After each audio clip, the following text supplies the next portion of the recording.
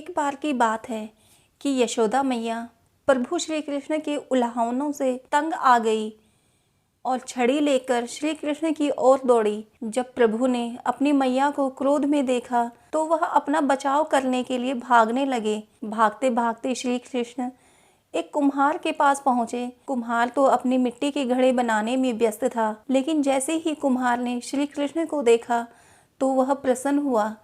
कुम्हार जानता था कि श्री कृष्ण साक्षात परमेश्वर हैं। तब प्रभु ने कुम्हार से कहा कि कुम्हार जी, आज मेरी मैया मुझ पर बहुत क्रोधित है। मैया छड़ी लेकर मेरे पीछे आ रही है। भैया, मुझे कहीं छुपा लो।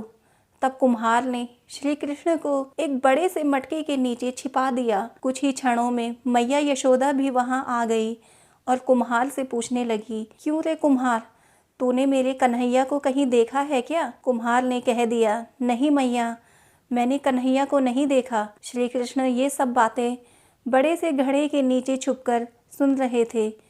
मैया तो वहां से चली गई।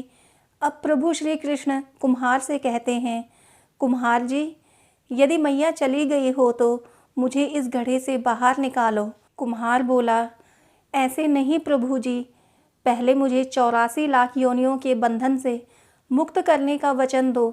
भगवान मुस्कुराए और कहा, ठीक है, मैं तुम्हें 84 लाख योनियों से मुक्त करने का वचन देता हूँ। अब तो मुझे बाहर निकाल दो।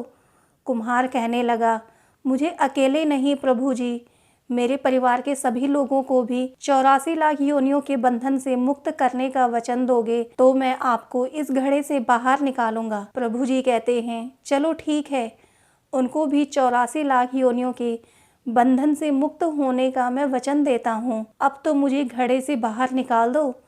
अब कुम्हार कहता है, बस प्रभु जी, एक विनती और है, उसे भी पूरा करने का वचन दे दो तो मैं आपको घड़े से बाहर निकाल दूंगा। भगवान बोले, वो भी बता दे, क्या कहना चाहते हो?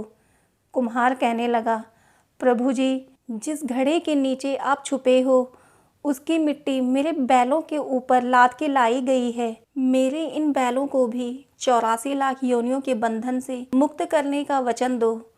भगवान ने कुम्हार के प्रेम पर प्रसन्न होकर उन बैलों को भी 84 लाख योनियों के बंधन से मुक्त करने का वचन दिया। प्रभु बोले, अब तो तुम्हारी सब इच्छा पूरी हो गई, अब तो मुझे घड़े से बाहर निकाल दो। तब कुम्हार कहता है, अभी नहीं भगवान, बस एक अंतिम इच्छा और है, उसे भी पूरा कर दीजिए।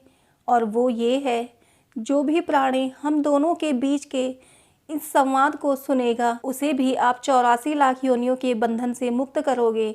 बस यह वचन दे दो तो मैं आपको इस घड़े से बाहर निकाल दूंगा। कुम्हार की प्रेम भरी बातों को सुनकर प्रभु श्री कृष्ण बहुत खुश हुए और कुम्हार की इस इच्छा को भी पूरा करने का वचन दिया। फिर कुम्हार ने बाल श्री कृष्ण को घड़े से बाहर निकाल दिया, उनके चरणों में साष्टांग प्रणाम किया, प्रभु जी के चरण धोए और चरणामृत पिया, अपनी पूरी झोपड़ी में चरणामृत का छिड़काव किया और प्रभु जी को गले लगाकर इतना रोए कि प्रभु में ही विलीन हो गए। जरा सोच के देखिए, जो बाल श्री कृष्ण 7 कोस लंबे चौड़े गोवर्धन पर्वत को अपनी कनिष्ठ अंगुली पर उठा सकते हैं तो क्या वो एक घड़ा नहीं उठा सकते थे? लेकिन बिना प्रेम रीझे नहीं नटवर नंद किशोर।